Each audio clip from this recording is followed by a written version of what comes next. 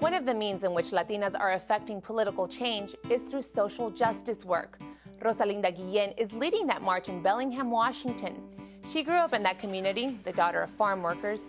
She went to work in management at a bank before realizing her true calling in politics. This led her to California, where she spent several years working with the United Farm Workers Union. I was the political director for the United Farm Workers national level for 4 years, and we did a lot of civic engagement work with farm workers, including the UFW membership, and looking at the numbers of the Latino population and the demographics in the United States of Latinos overall, no matter where you come from, right, and where we are in our age group.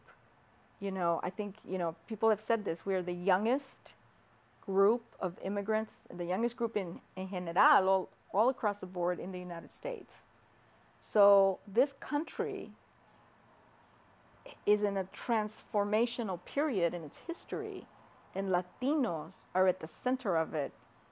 We can either be the leaders of a beautiful new world in this country that can be tolerant, that can be innovative, that can be courageous, that can be beautifully multicultural, you know, as a group, as Latinos.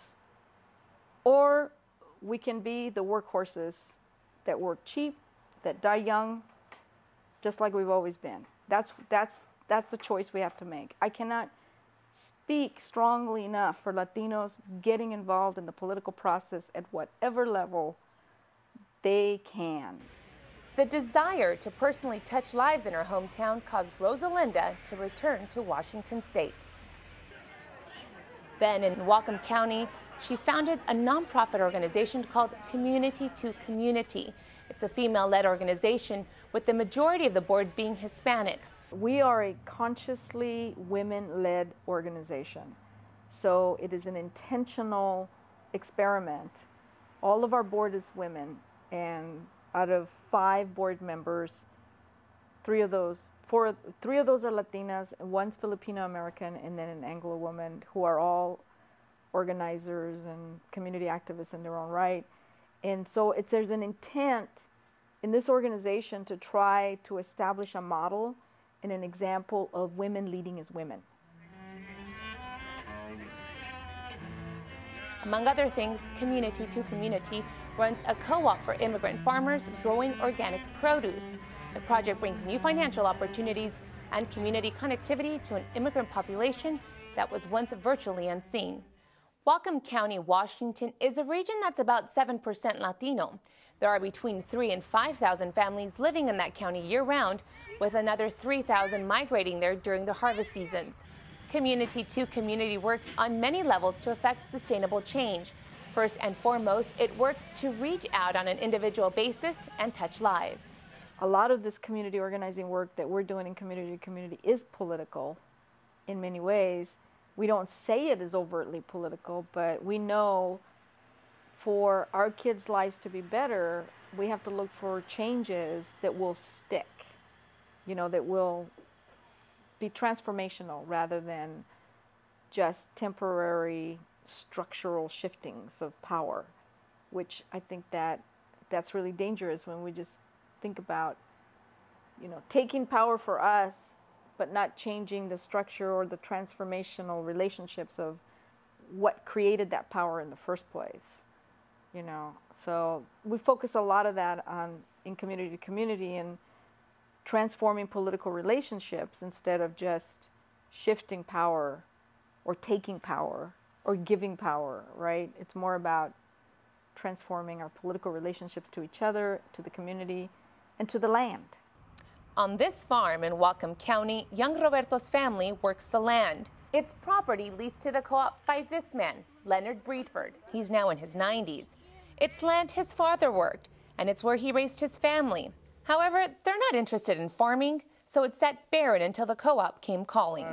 I knew my kids would never take it over because none of my family was interested in farming except me and my dad, you know.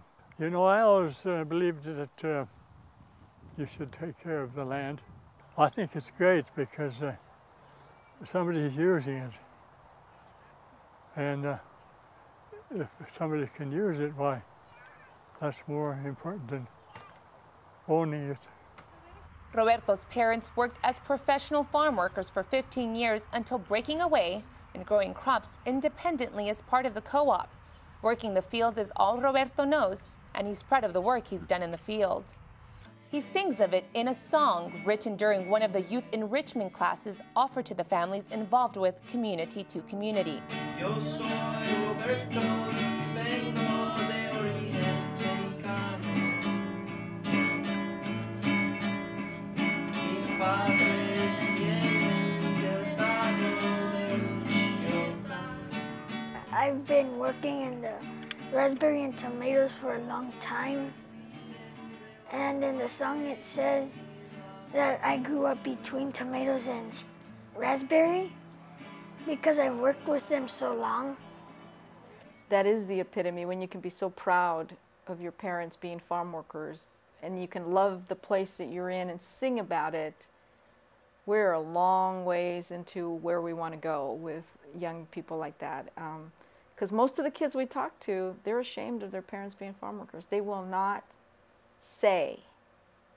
You know, it takes a long time for them to say that their parents are farm workers, and then it's with shame, and it's like they're not quite, you know, the kind of people they should be, like it's something bad that I come from this caste over here that's a farm worker. We want to build pride in being farm workers, like Caesar always said, you know. I mean, we're skilled traditionalists in growing food, and we're technically important to our food system, but we're not recognized and we're not valued as that. So we have to learn how to value ourselves, because we've been put down for being farm workers, and it affects the kids a lot. It affects the kids a lot, so we're trying to change that. This is our beginning steps in moving in that direction. In organizing the farm workers and their families, it helps to not only build the farm workers' internal sense of community and pride, but it also helps them become established within their city and county. The organic produce grown on the co-op farm is sold in many ways, one of which is at local farmers markets. This too has its own purpose in the Community to Community plan. The group sells raw produce at local farmers markets, allowing the co-op members to be seen and thus become further connected to the community. The group also has a food stand in the market where they sell traditional Mexican dishes made with organic produce grown by the co-op. Here you can enjoy a kale tamal, a dish created in response to the preferences of the local community. This is veggie. They're different from the ones that we make in Mexico, because this one we don't make with the pork, like the traditional Mexican is with pork or chicken or things like that. No? So a lot of people here in the community is vegetarian, so they want to try the tamal, but when meat, I said, I don't think so, I don't eat meat, so they try to do it like that, and it works. The co-op not only helps farm worker immigrants like Liliana earn money to support her family, but it also brings new opportunities. The community start to know us more, so we have more work, you know, more things coming. The goal behind this all is to create an immigrant and Latino-led organic farming community that grows into becoming an integral part of the local food system. It's all about building alliances. It's all about transforming relationships. It's all about connecting groups, you know. It's all about the environment. You cannot create or develop social justice structures if you're not respecting the earth. And it's all about reverence, you know, for each other and restoring tradition. And so when we went into the development of Community to Community, we knew it was going to be, we were going to work in this organization towards a food system that had justice for farm workers, simply because that's who I am.